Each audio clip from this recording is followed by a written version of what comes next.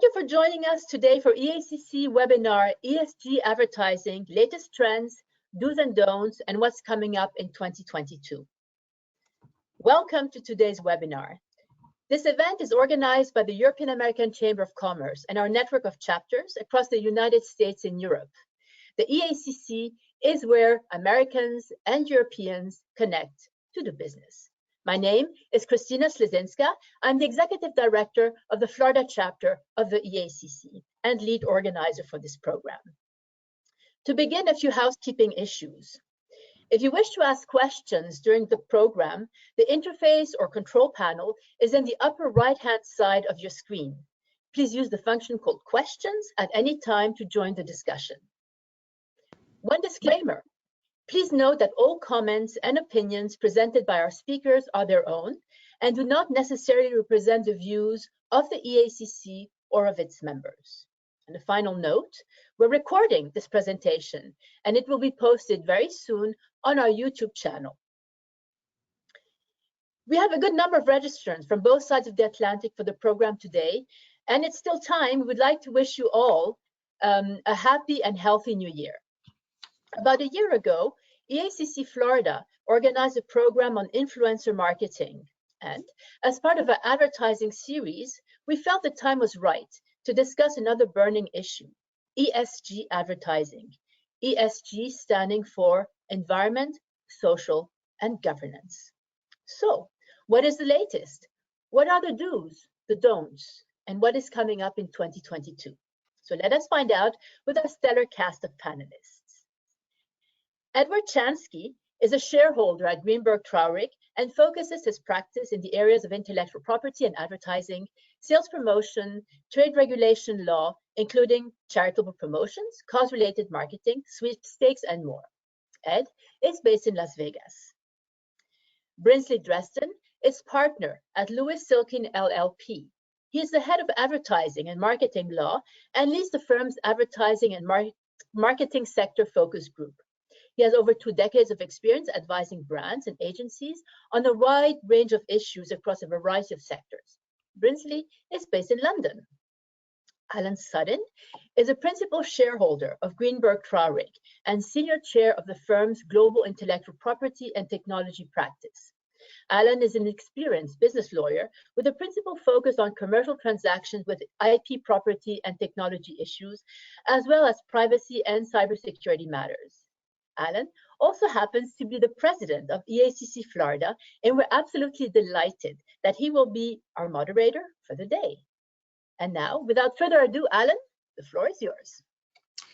Thank you, Christina, and welcome all to what I expect will be a very interesting discussion around a little explored angle of ESG, a topic which has become increasingly important issue in the corporate world on both sides of the Atlantic. Since the term ESG is widely used, but less widely understood, let me begin today's discussion by trying to set the table a little bit. So as Christina said, ESG stands for environmental, social, and governance, and refers to the 3 core factors in measuring corporate sustainability. That term is derived from a concept known as triple bottom line, or also people, planet, and profits, terms that were introduced in the 1990s. Although many people in business consider the P for profits to be the most important, the PPP concept states that companies should focus on each of the 3 Ps, not just profits. The other 2 elements of people and planet are equally important for a commercial enterprise to be sustainable and profitable. This concept evolved into what we know today as ESG. Today, it forms the foundation for doing business sustainably and responsibly. The environmental factor looks at how a company contributes to and performs on environmental issues such as waste, pollution, greenhouse gases, deforestation, etc. The social criteria examines how a company treats its people. It looks at human capital management, diversity, equal opportunity, working conditions, that sort of thing. The governance criteria focuses on how a company is managed and assesses a wide range of issues, including remuneration of its executives, tax practices, strategy, corruption, bribery, etc. ESG is based on the simple idea that companies are likely to achieve and deliver stronger returns if they create value for all of their stakeholders. This includes not just the company's shareholders, but its employees, customers, and suppliers as well. And beyond that, it includes the environment and society as a whole. ESG analysis therefore focuses on the way in which companies serve society and how this has an impact on their overall current and future performance. Many believe that the rigorous application of ESG practices can improve returns drastically as today's consumers demand sustainable practices. Also, it's believed that diligent implementation of ESG principles can lead to cost reduction because it improves internal processes and contributes to the retention of employees and customers. Companies seeking to significantly improve ESG factors are also likely to increase their potential to outperform competitors by measuring risks and opportunities. Some of this attention is because increasingly investors also are considering ESG factors in their decision making. Environmental, social, and governance criteria are becoming a very popular way for investors to evaluate companies in which they may want to invest. Many mutual funds, brokerage firms, and other advisors now offer products that employ ESG criteria. ESG criteria can also help investors avoid companies that might pose greater financial risks due to their environmental or other practices. More recently, some investors have come to believe that environmental, social, and governance criteria have a practical purpose beyond any ethical concerns. By strictly following and implementing ESG criteria, companies may be able to avoid exposing themselves to risks and to avoid public scrutiny. Volkswagen's 2015 emission scandals, which rocked the company's stock price, is a good example of this. As a result of these trends, more and more companies are conducting advertising that emphasizes their commitment to ESG principles or applauds their own claimed ESG accomplishments. And so, ESG claims have now emerged as a source of legal scrutiny by regulatory authorities and plaintiffs' lawyers alike. With that background, I'd like to turn to our distinguished panelists today to begin our discussion. And Ed, let me start with you. Why is it that ESG-related lawsuits have been growing so rapidly in recent years? Well, thanks, Alan, and welcome to everyone. I think you've touched on the reason in the broad sense that there is this impetus driven by many different factors for companies to portray themselves as standing for a purpose beyond just bottom line monetary profit for the shareholders. The Milton Friedman world, that paradigm of very narrowly economic maximization for the owners of the company. It's been a very powerful idea. It's certainly not going away anywhere, but it's being supplemented.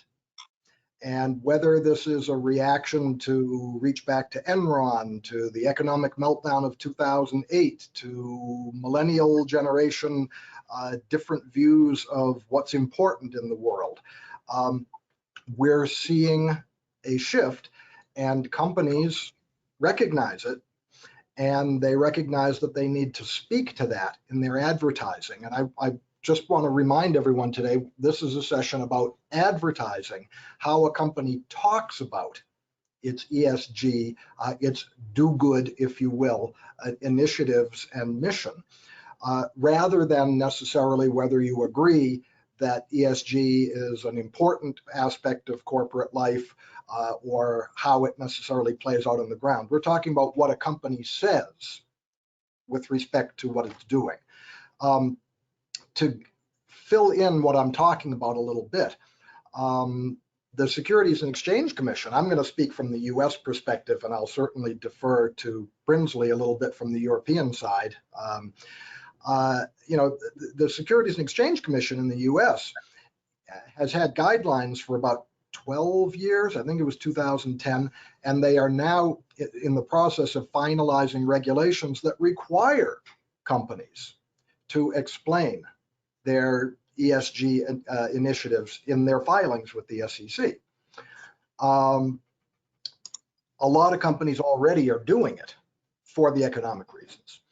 On websites, California, for about 10 years, roughly, maybe not quite, has had a law on the books that requires companies to disclose, if you have total sales over $100 million annually, to disclose what your program is, what your efforts are, if any. It doesn't mandate you to have an effort, but to explain what you do, including we do nothing, if that's the case, regarding human trafficking. It's the Transparency in Supply Chains Act, or a name, something like that. You look at the in the footers on websites for a lot of big companies, and you'll see that. And you'll click through, and it will say, usually the idea is to shame the company into having a program if they have to disclose what they're doing and they're doing nothing. That doesn't look very good. So it's an indirect way to encourage efforts in that regard. You're getting a lot of watchdog organizations. We'll come to this a bit later, but I've seen things in the food area where there are animal welfare organizations who see it as their mission to go after companies who are bragging and saying, oh, we're the ethical choice, we have happy chickens, you know, whatever. And they go in and they say, well, you're industrial farming like everybody else. Your product may be perfectly fine, but don't try to trick people into thinking that you are special or different or particularly humane if you are not, in fact. And so that's a growing thing. And I'll just sort of make one more point there. New York just introduced a bill. This is for the fashion industry, only for the fashion industry. And it's kind of an expanded version. The law has not been enacted. No one knows if it will be. It's kind of an expanded version of what California did, though only for one industry.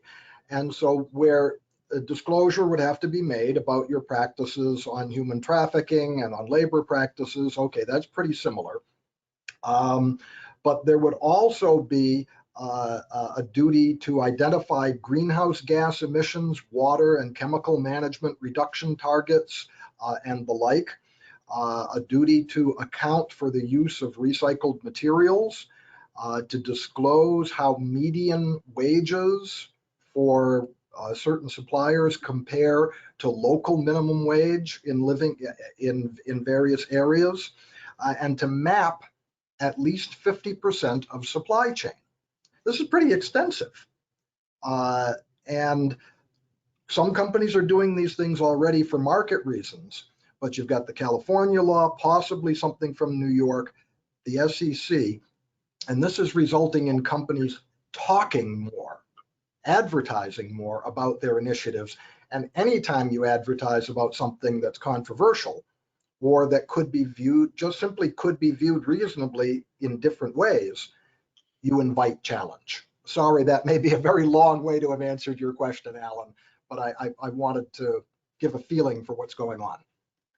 No, I'm interested, Brinsley, whether in Europe we're seeing the same kinds of drivers and same kinds of increased litigation that we're seeing here in the States. And if you think it's driven by the same kinds of things. Yeah, we're certainly seeing the same kinds of drivers. And the impression I get sometimes is that in the United States, California is the place that often has the laws and regulations that are most similar to the ones that we have in Europe. So Ed was talking about the human trafficking legislation in California. We have something called the Modern Slavery Act. Again, it only applies to larger companies.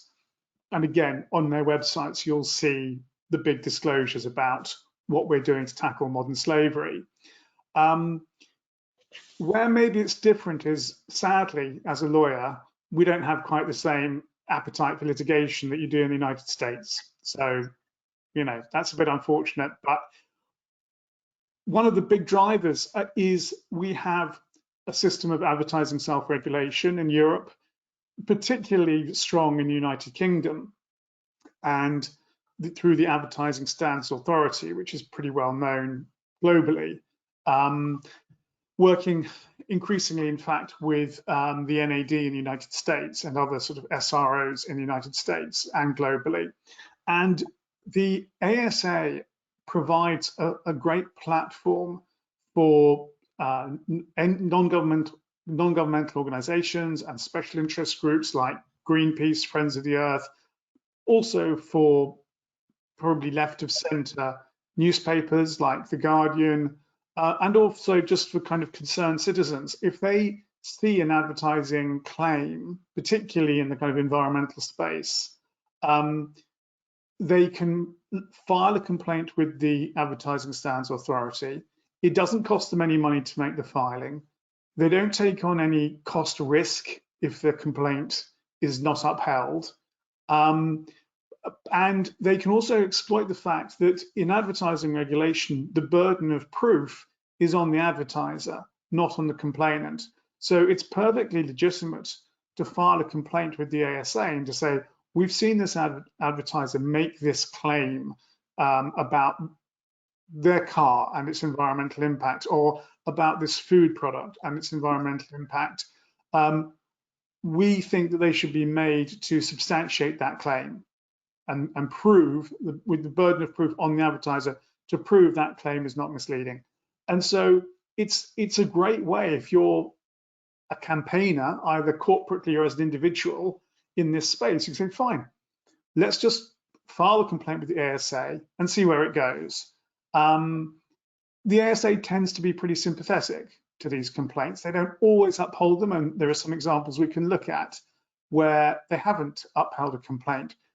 But in some ways, if you're the NGO, you don't necessarily mind that the complaint isn't upheld. What you want is more column inches in the newspaper that this has all been looked at and discussed, and you're reminding people about the issue that is close to your heart. And so I think that's why people are put to proof. The other thing, just to pick up on something Ed said, is we recently won a new client through it was a big retailer through a big formal kind of tender process. So we're just another supplier to this big company as a law firm. But the hoops that we've had to go through, going through their kind of 25-page code of conduct, which is basically all about ESG. Do you have a Bribery Act or FCPA compliance program? Do you comply with work practices? What is your carbon footprint, and so on? And again, we had to, they required us to sign up with a special company that looked at the firm's environmental credentials and then kind of gave us a pass or fail, and happily they gave us a pass. But my understanding was that if this consultant had given us a fail, then the client would have said, okay, sorry, but we're not going to instruct you. So that's also another key driver. And then I've also been asked by ad agencies that are my clients to create terms of business for them, again, importing these supplier codes of conduct, because the agency is reporting to clients who expect them to have these credentials and to impose them on their subcontractors. So all of these obligations are being passed down the supply chain, even to law firms and ad agencies. Yes, we're seeing much the same type of thing, and I think companies are focusing on issues like that. But sometimes these same companies will end up making claims that sometimes lead to disputes from an advertising point of view. So I'd like to sort of bring the conversation back to the advertising and talk a little bit about the concept of greenwashing, as it's known. So greenwashing is often a term that's used for ESG-related advertising, which is a form of marketing in which green public relations advertising are deceptively used sometimes to persuade the public that an organization practices, aims, policies, and are environmentally friendly. Well, false and misleading claims can come in many different forms. The common ways these arrived are sometimes described as the 7 deadly sins of greenwashing. And the 7 deadly sins of greenwashing are often described as the sin of the hidden trade-off, the sin of no proof, the sin of vagueness, the sin of worshiping false labels, the sin of irrelevance, sin of lesser of two evils, or the sin of fibbing. Because many practices involve several of these sins, I'd like to ask, to sort of go through some of these and perhaps give some examples of what we've seen companies do and how these can get companies into to trouble. So let's begin with the sin of the hidden trade-off, a claim that suggesting that a product or company is green based on a narrow set of attributes without attention to other sort of important issues. Ed, why don't you respond first to this? Maybe you can help us understand a little better. Sure. I'll use a favorite example for discussion. Unfortunately, we're not live together in the room, but I frequently will use this and ask for a quick answer. Everyone answer it yourself in your own mind, okay? What's better for the environment, cloth diapers or disposable diapers? Quick, what's your answer? Okay, you all came up with an answer for yourself. Frequently, not universally, hands will go up in the room and people will say, well, cloth diapers. Because the disposable ones, you've got all of this plastic and it's going into the landfills and it's going to be there for 10,000 years. We should go back to good old-fashioned cloth diapers so that we're not filling up the landfills and generating all of this plastic, etc. Perfectly legitimate answer. To which I live in the desert in Las Vegas. I can look at it and someone who's not necessarily concerned about landfills can say, huh, a cloth diaper has to be laundered every time at high temperatures, heating up and using a lot of water that then either has to be purified or goes back into the environment in a less than pristine state. And so in terms of water intensity and carbon footprint, perhaps the disposable may actually be better, if that's what you're concerned with. So my point here is to just say which is better for the environment is almost impossible to answer because the environment is such a complex concept. I'll give one other example. And again, I'm not trying to throw rocks at any industry or to criticize anyone. I'm trying to point out the complexity and then where this goes as an advertising matter. Electric vehicles. I mean, that is portrayed as green, green, green. You can't be more green than that right now. That's, the gold standard. Though the electric vehicles require batteries that need some particular metals, nickel and lithium, and there are other materials that are somewhat rare, the mining of which is often, not always, done in less than ideal ways. And in the long run, I mean, this is a question looking out into the future, what's going to happen with the batteries in these cars 5 years, 10 years, 15 years from now when they have to dispose of them, and where are they going to go, and is there going to be a recycling? Maybe that will be dealt with eventually. It's a little bit akin to the nuclear issue, which we'll come back to well, I'll raise that one right now, just because I was so fascinated, and anyone listening from Europe may have seen this in the news. The EU powers that be have a proposal on the table at the moment to list investment in nuclear power as a green investment, to categorize it that way, that this is a good for the environment. Now, certainly in terms of reducing reliance on fossil fuels, I understand that. But does anyone on the call doubt that this is a controversial concept, that there are other trade-offs, and that the reliance on nuclear power, which Germany, I think, is on the verge of getting rid of completely, isn't a controversial thing? So I'm just going to pause there to maybe let Brinsley weigh in, but my point is complex, a generalized statement of we're good for the environment, we're the green choice, where you've got one attribute where that is true, but another one where maybe it's not. The Federal Trade Commission in the US has had guidelines on this for many, many years, going back to the 1990s, saying you have to be very specific. So if you're going to tout your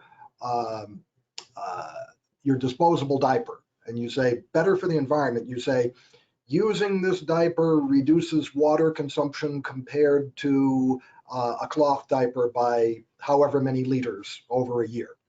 And hopefully you have good substantiation for that. But not just make a blanket statement, good for the environment. If you specify the characteristic and thereby you let people know, okay, this is my measuring stick, this is what I'm talking about, and if you care about this, great. but not to be overbroad. So I'll pause. That was a very long answer, Alan. I apologize.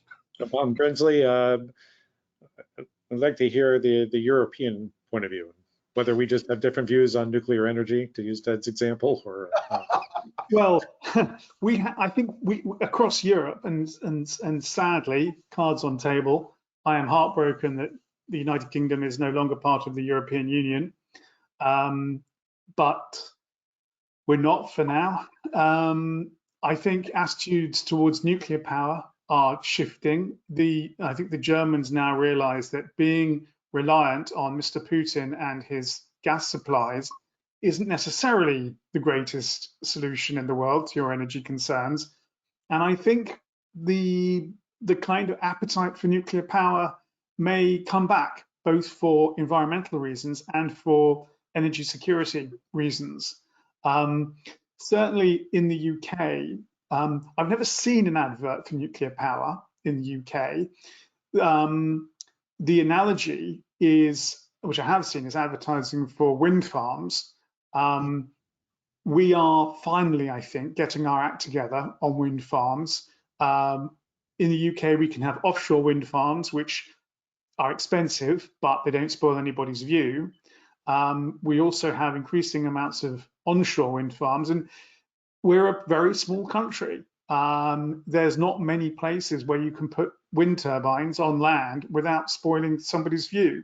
So there's always been a certain amount of, I don't know whether in America you have the acronym NIMBYs, not in my backyard. I guess you must do. The Y stands for yard, rather than not in my back garden.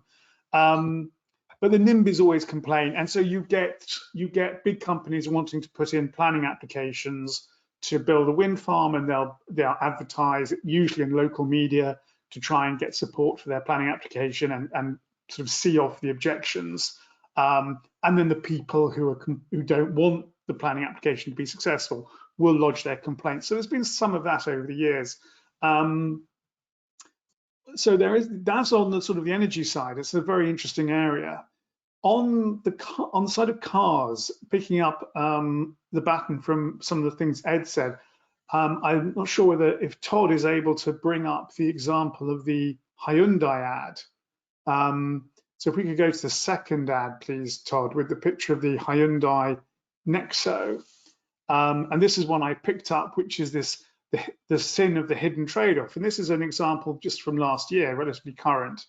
And Ed talked about the problems with electric vehicles and batteries. And this is actually an ad for a hydrogen vehicle. So even more advanced technology, if you like. So this vehicle has a hydrogen fuel cell. And in order to work, they have to, the air is purified through a process of filtering before it goes into the hydrogen fuel cell and generates the power. And to illustrate this, the agency came up with the idea of you connect up the tailpipe, the exhaust pipe we would call it, you'd call it the tailpipe, I think, to a pipe, and then you have a bubble, and the athlete, the woman, is in the bubble on the treadmill. Clearly the car isn't moving, it's on a rolling road, but we're led to believe it's under power, and the air is so clean that she's able to breathe it in as she goes. The headline for this ad was, "A car so beautifully clean it purifies the air as it goes." So one of those claims that I would say, this is not misleading. When you look at the ad as a whole, you look at the words and you look at the image, we get it. We get the idea that what it's saying is that what comes out the tailpipe is not polluting. The problem is that this claim is not literally true, although I would say it's not misleading, because in real life, you drive the Hyundai Nexo, the wheels, the tires are producing dust as they're worn away on the road. The brakes are producing a certain amount of dust as they are applied, and therefore it's not literally true to say that the car in real life purifies the air as it's driven along. It might purify what goes into the fuel cell. It doesn't purify the dust created by the wheels, the tires, and the brakes. One person picked up on this. As far as we know, an individual. Did that individual work for a rival car company? Who knows? Did that individual work for an NGO like Greenpeace? Who knows? Because they might have been a genuine consumer. They may well have been a genuine consumer. There's a lot of well-informed people out there who have very exacting standards. But the point is that one person complained to the Advertising Standards Authority and explained their concern about dust and particulates causing pollution, and the ASA said, yes, we agree, and they upheld the complaint. And I think this is what Alan and Ed have described as the sin of the hidden trade-off. Yes, even a hydrogen fuel cell car won't put CO2 into the atmosphere from its tailpipe, but it will have other negative environmental effects. And so the ASA applying this incredibly strict standard, and I would say, in fact, not really the right standard, they upheld the complaint. Yeah. If you don't mind, I just inject a couple of thoughts there. I don't know enough about the hydrogen technology to know what's the process to produce the car and to get the hydrogen that you need. And if that process itself is highly energy intensive and currently done using fossil fuels, it would be an interesting question to say this would go to a misleadingness, not a literal falsity. And for those who I'm talking to technically right now, under US law at least, an advertising claim can be struck down either for being literally false, or even if literally true. Let's say here, it does purify the air as it goes. Let's just assume that that's literally true. But the production process to get this car on the road consumes 50 times as much fossil fuel energy as producing an internal combustion engine. I'm just saying that hypothetically, but if that were true, that would be a real trade-off, and the claim would be misleading because people would think, oh, this car is good for the environment, and yeah, it's purifying this tiny bit of air as it goes, but it polluted this gigantic amount of air as it was produced. Possibly. Don't know the facts. That's the issue. Yes, and that's why, that's a very good point, and that's why car manufacturers in particular have sometimes thought, well, if we only talk about what comes out the tailpipe, we can kind of control that and manage that. There was a celebrated case quite a few years ago now, I think it was Renault, who did a very high production value ad with Ewan McGregor doing the voiceover.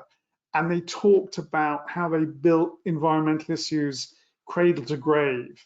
And then, of course, people picked up and said, well, hang on a minute. How much energy do you use when you build one of your cars? And how much energy is used when one of your cars is disposed of at the end of its life? So if you want to talk about cradle to grave, you have to encapsulate all of that. And therein the caution of overbreadth opens you up to all of these kinds of claims. Precision helps you define the playing field and is your friend. I think that's the big point on this topic. Yeah, I think that's right. And given that there are 7 sins and we've only addressed one of them and we have limited time, let's progress to some of the others, because as I noted early on, some of these things, some of the same examples can illustrate a number of these things and come up. And I just want to make sure that we sort of approach it from all angles. So the second of the 7 sins of greenwashing is the sin of no proof. I think those on the call who are familiar with advertising know that substantiating claims is an important concept. Maybe we could talk a little bit about how this plays out in the context of ESG type claims in advertising. Mm-hmm. Whoever wants to take the first go on that. Well, I'll mention something briefly this time, I promise, and then let Brinsley talk about the advertisement he's put on the screen here. Coca-Cola is defending a big case. It was brought by an environmental advocacy organization, and their campaign was about a world without waste. And the focus is on an aspirational goal over the next decade or so, don't hold me to the time period exactly, but over the foreseeable future, to move toward 100% recyclable bottles. But the campaign is a world without waste. Well, first, it's an aspirational goal that they might or might not achieve. Let's assume they will within the coming decade. But it's based upon 100% recyclable bottles. Okay, they're recyclable. Will they in fact be recycled? This is a very common problem where someone touts, oh, this is recyclable. Again, the Federal Trade Commission in the US has spoken to this, and there's kind of a sliding scale. If in fact there are recycling facilities pretty much everywhere that do regularly recycle this material, yeah, you can say all recyclable, no problem. If there are only, let's say, half or so of the communities, you have to temper that claim and say, this is recyclable in many communities, check to, maybe or maybe not in your community. And then if it's recyclable of a type that's only in very limited areas, you have to be even more careful and say, yeah, it's recyclable, but only in limited areas. Here's a website you can go to see if your area is included. So you have to be careful. And then, of course, you have questions of how about the label on the bottle or the cap? Is that recyclable too? So an example of, do you really have proof to back up what you said? And Brinsley, I know you had an example there you were going to share. Yeah, and just before I do, I mean, just your final point there, Ed, about the cap and the label. We had a decision, I think, from the Advertising Standards Authority, I think just last Wednesday, on exactly that point. Cap and the label not recyclable, and therefore, misleading in advertising to describe the bottle as recyclable. As all, and I've started to see that printed on labels of water bottles in small, they'll have the chasing arrow triangle, and then underneath it will say excludes cap and label. Yes, and the other thing as well that you mentioned, sometimes there'll be a small print of where facilities exist. Right, Yeah, that kind of where the facilities exist. This is actually a pair of decisions which I thought gave rise to an interesting contrast, and I wrote about these on my blog. So if you're interested in the detail, you can have a look on my blog. But this was the more recent decision, which kind of doesn't reflect well on the advertiser, that they still got it wrong. And actually my spies tell me, I think they're going to have another complaint published against them tomorrow, but I don't know what about.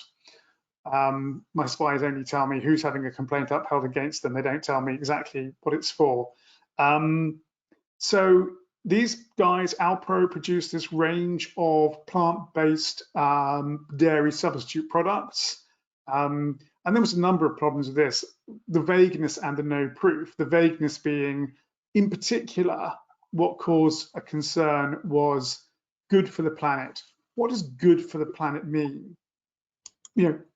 What Alpro said was, well, good for the planet means really less bad for the planet than a cow producing a ton of methane. And the ESA said, well, less bad for the planet is not the same as good for the planet. What is the positive benefit that comes from this? Again, all of these sorts of dairy substitute products seem to trigger a lot of ASA complaints, and one assumes that at least some of those complaints come from members of the farming community, trade associations representing the dairy industry, all these people who have a vested interest in kind of pushing back against the environmental and health claims being made for plant-based products. And as I've said, the burden of proof is on the advertiser. So if you're going to make these claims, you have to be able to substantiate them. Alpro did have some substantiation for the environmental credentials of their product, but they didn't have a complete cradle to grave set of substantiation. And so the ASA said, well, you lack substantiation, therefore your claim is unproven and therefore misleading. And if we could look at the next example, which is for another brand called Plenish. And it's slightly disappointing in some ways that Alpro didn't follow Plenish's example more carefully, because back in February 2019, the ASA published an adjudication where the complaints against Plenish were rejected. They avoided this kind of vague, unproven claim of good for the planet, and just made a really subtle and I think more sophisticated claim of, if you want to change the world, change your milk. And they then referred to this University of Oxford study. Oxford University had done a very big project researching the impact of farming and switching to plant-based alternatives. And so Plenish had used that team and got them to do a study of the whole Plenish supply chain from start to finish, including the packaging and the distribution and the transport, everything. And then to compare the environmental impact on that cradle to grave process as opposed to dairy milk. And it did show that you could reduce your environmental impact, your environmental footprint, by using their product, and they had the data to prove it from a very reliable source, from an independent, credible source, being the University of Oxford, which I'm proud to say is the second best university in England. My son goes to the first best university in England. Putting that out there. But even Oxford University passed muster for these purposes, and so the complaint was not upheld. So what this really does show is you've got to have this whole cradle to grave substantiation. You can't cherry pick one part of the supply chain and say, oh well, we're better in that bit, and therefore we're going to make a sort of generalized claim for an environmental benefit. Well, I think these are fantastic examples, and as we sort of alluded to earlier, they illustrate fairly clearly how some of these sins kind of come together. And doing my job of keeping us on time, let's move to the third sin of greenwashing, which is the sin of vagueness, which you've addressed a little bit here, but this is one that probably warrants a little bit more discussion, because we see it so often in food products and other types of things that use very generalized terms like, natural or something like that. So perhaps you could discuss a little bit about the issues that have been seen in some of the decisions that may have come down in that area. Ed, you want to start with the U.S.? Yeah. Well, natural or all natural, possibly there were more lawsuits on that kind of claim than any other, at least in the food area, and that has spread also to cosmetics and personal care products. The regulatory authorities in the US have affirmatively refused to try to define what natural and all natural is, other than in the broadest sense of there's nothing synthetic that has been added or that someone would not expect in the product. But you get the lawsuits come left and right, up and down, in and out, and pretty much if you didn't pick the thing directly off the tree and you call it all natural, you're going to get sued. I mean, it's just a fact of life in the US. This isn't so much an ESG. I would shift a little bit to sustainable. Sustainable is the darling term in advertising. Everybody wants to be sustainable. Our product is sustainable. Our company is sustainable. Working for a sustainable everything. So that's the word in vogue right now. I defy anyone to tell me what it means in the abstract. Again, precision. If you want to talk about a particular, well, we're sustainable in the sense of we're using less water than the standard production in our industry. We're sustainable in that we're using less carbon energy, smaller carbon footprint. We're sustainable in that we've made the plastic thinner in the bottles and we're putting out less than before. Although even then someone might say, great, you're putting out less, but you're still putting out 1 billion plastic bottles, and thereby you're the largest contributor to plastic pollution in the oceans of the world, how can you say you're sustainable? It's a very difficult term when you really start to think about it. And I generally encourage clients either not to use it at all or to be very precise in what they're talking about. And what if you have the most sustainable product in the world, perfectly substantiated from an environmental perspective? And Brinsley, this goes back to your example of the questionnaires. And you've got suppliers 2 or 3 layers down your supply chain who are employing slave labor in wherever around the world. Are you sustainable? Maybe in one respect, but not in the other. So very difficult, and proceed with caution on the term sustainable.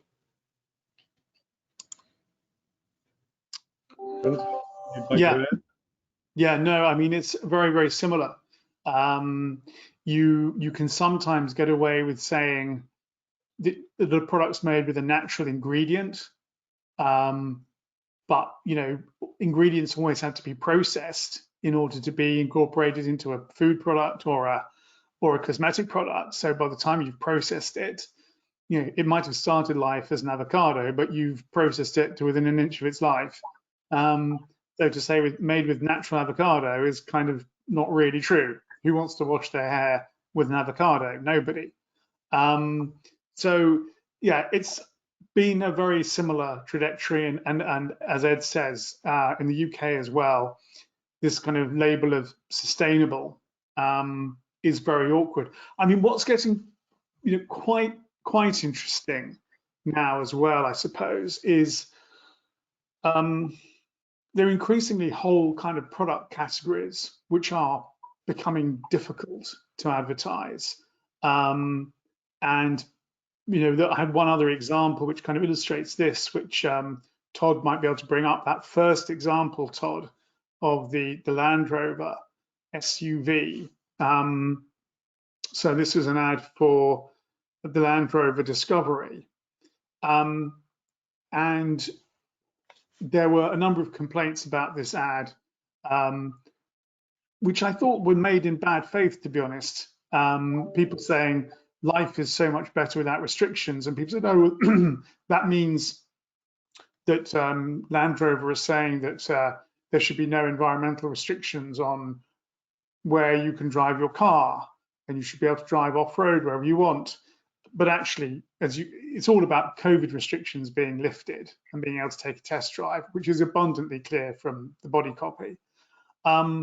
So the complaint was not upheld.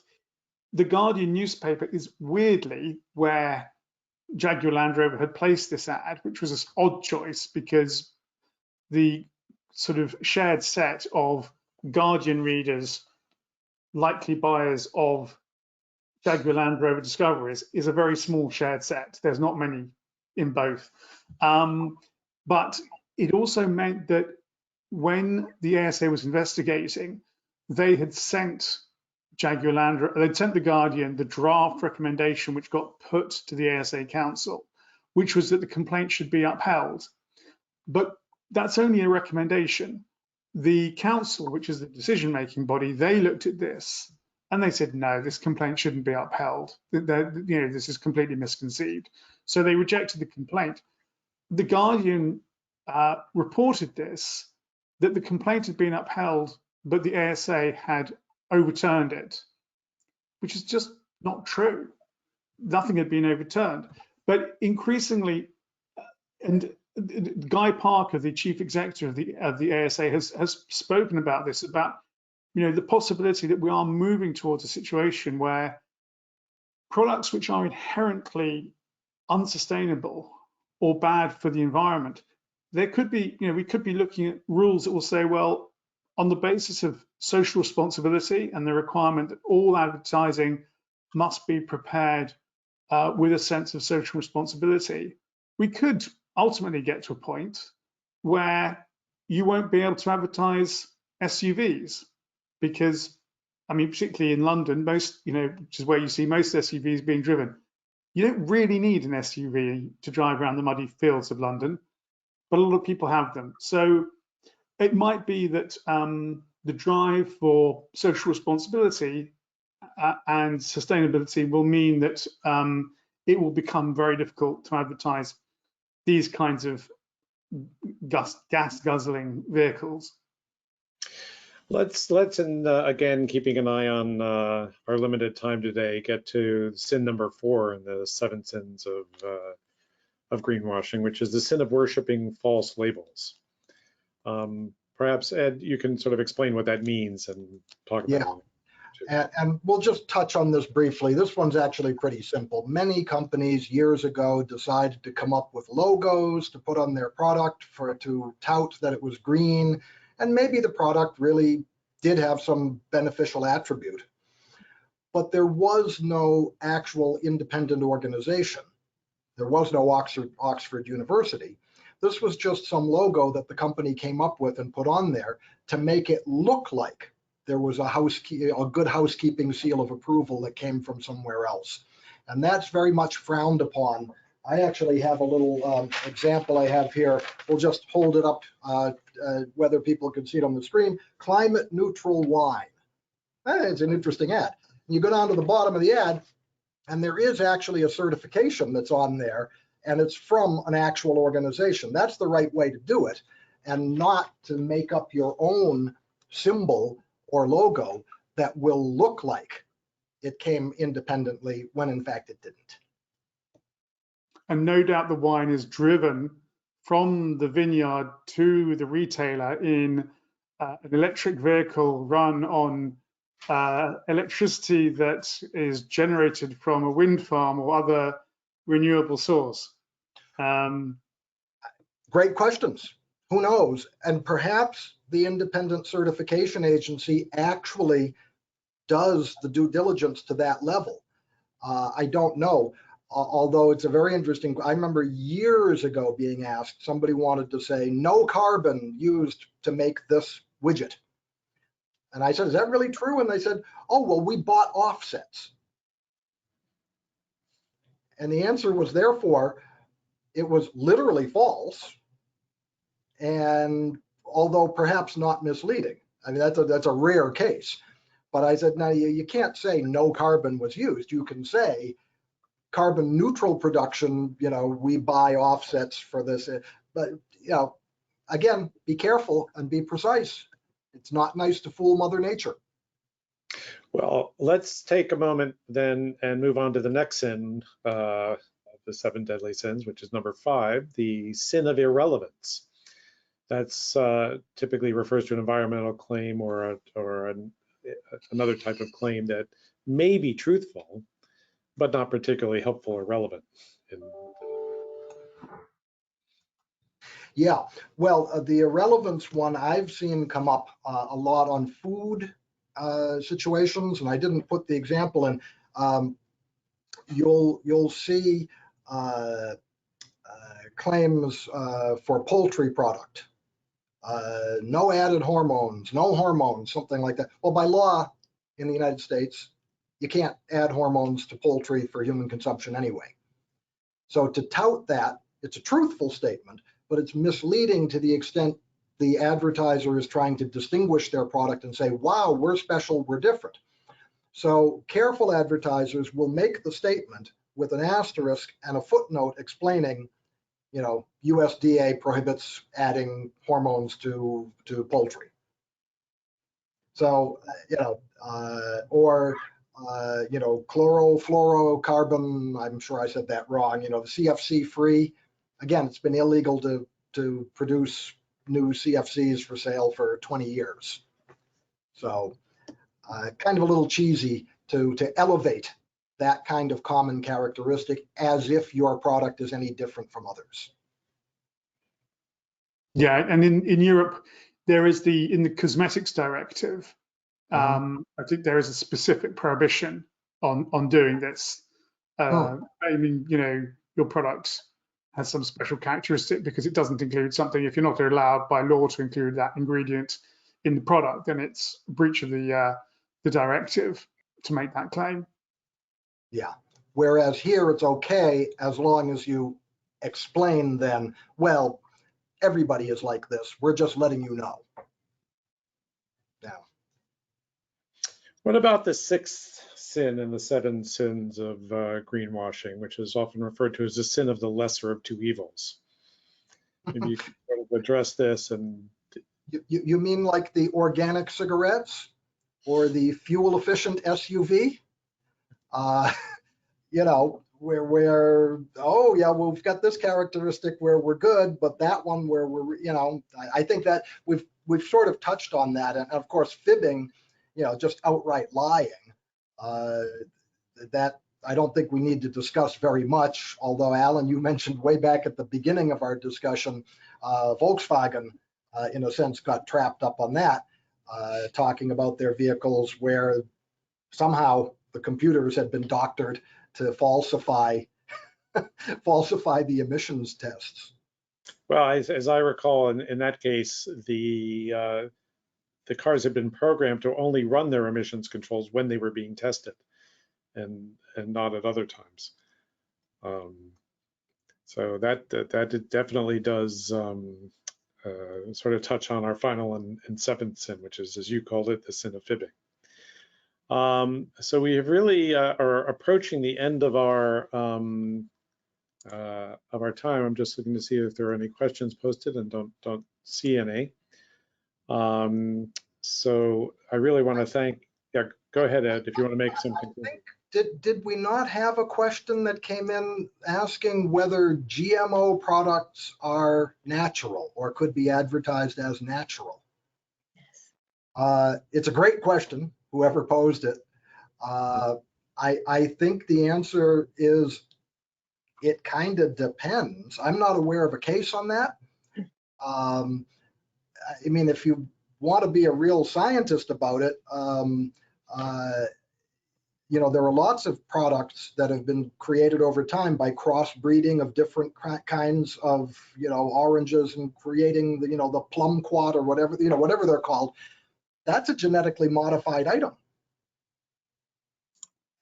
And so I think to say that something grown naturally just because it was bred a particular way and say that's not natural seems a bit extreme to me. At the same time, we all know there's a huge portion of the population that, oh, genetically modified, evil, bad, poison, you know, how dare you call that natural? I'm not aware of actual decisions on that point in the US. Brinsley, have you seen it in Europe? Not that immediately coming to mind. I mean, I get the impression that we're even less sympathetic to GMO products and advertising than in the States. There's even more concern here. I think it's possibly one of those things where you'd have to sort of revert to first principles, which makes me think that saying a GMO product is sustainable and explaining, you know, why it's sustainable. This product has been specially developed in order to consume less water. Then in that context, if you contextualize it, I think you could probably do it successfully. But you'd need to be careful to contextualize it. I'd be nervous about using the word natural. Even then, I think contextualizing it might not be enough. Yeah, I share that concern. Okay, well, thank you both for a really interesting discussion. We have drawn to the end of our time here. Thanks to all of you for attending. Christina, do you have any closing comments you'd like to make? Yes, I do. Thank you so much. And, you know, having lived in Europe for 20 plus years, I can certainly agree that GMO advertising, I mean, most European consumers are very suspicious of that, but that's a personal opinion, of course. So this concludes today's webinar entitled ESG Advertising, Latest Trends, Do's and Don'ts, and What's Coming Up in 2022. This was a really interesting discussion. I love the analogy of sins, and hopefully it will have answered some questions and triggered others, which you can of course send us and then have them answered by our panelists. Many thanks to Ed Chansky, Brinsley Dresden, and our moderator, Alan Sutton, for sharing your expertise, stories, and insights in this evolving area of ESG advertising. I would also like to thank my colleague Todd Schwartz, Executive Director at EACC Cincinnati, who kindly and very generously worked behind the scenes on the technical side of the webinar. That's what a network is all about. We help each other. And many thanks to you, our audience, for joining us today. Moving forward, check the EACC YouTube channel for a recording of this program, and keep an eye on our websites for upcoming webinars. For example, on February 15, EACC Florida is organizing an event on innovation in cooperation with the Swiss American Chamber of Commerce. So make sure you sign up. And please remember, EACC is a connector. If you're a member and wish to be connected to another member, or if you're not a member and want to join, contact your local chapter. Contact us at EACC Florida to find out how. Thank you very much and happy 2022. Thank you. Thank you. Bye-bye, everyone. Bye, everybody. Bye-bye.